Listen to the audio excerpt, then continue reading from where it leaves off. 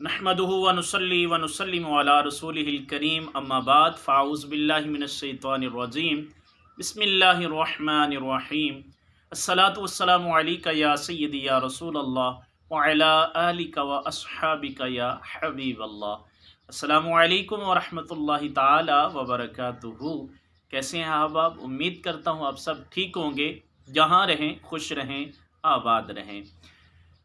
हज़रत सैयदतुना अम्मा आयशा सिद्दीक़ा तय्यबा ताहिरा रदियल्लाहु ताला अन्हा महबूबा महबूब खुदा, आप फरमाती हैं कि रसूलुल्लाह सल्लल्लाहु ताला अलैहि वसल्लम ने इरशाद फरमाया, यौमुन नहर यानी 10 ज़िलहज्जा का जो दिन है, ये इस दिन का इब्ने आदम का कोई भी अमल खून बहाने से यानी कुर्बानी करने से ज़्यादा प्यारा अल्लाह के यहाँ कोई अमल नहीं है।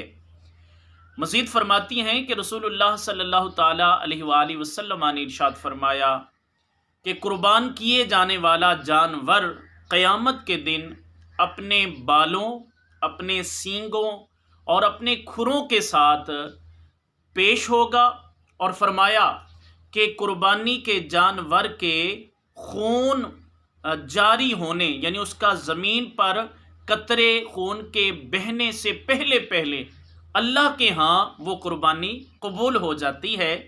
और फरमाया फिर कि इसको खुश दिली से करो।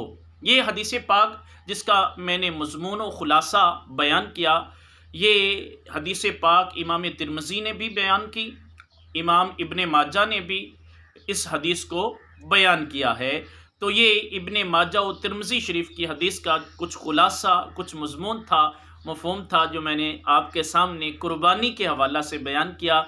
चूँकि कुर्बानी आमद है और ज़िलहज्जातिल हराम के दिन आने वाले हैं, मुमकिना तौर पर कल चाँद नज़र आ जाए, तो इंशाअल्लाह अज़ीज़ इसी ही हवाला से हम गुफ्तगू करेंगे। मज़ीद इंशाअल्लाह तबारक व तआला इसी टॉपिक पर बात करेंगे और हम कुछ फ़ज़ाइल मज़ीद कुर्बानी के हवाला से हम मज़ीद कुछ फ़ज़ाइल का तज़किरा करेंगे और फिर कुर्बानी के मसाइल की तरफ भी बढ़ेंगे और उनको बयान करेंगे।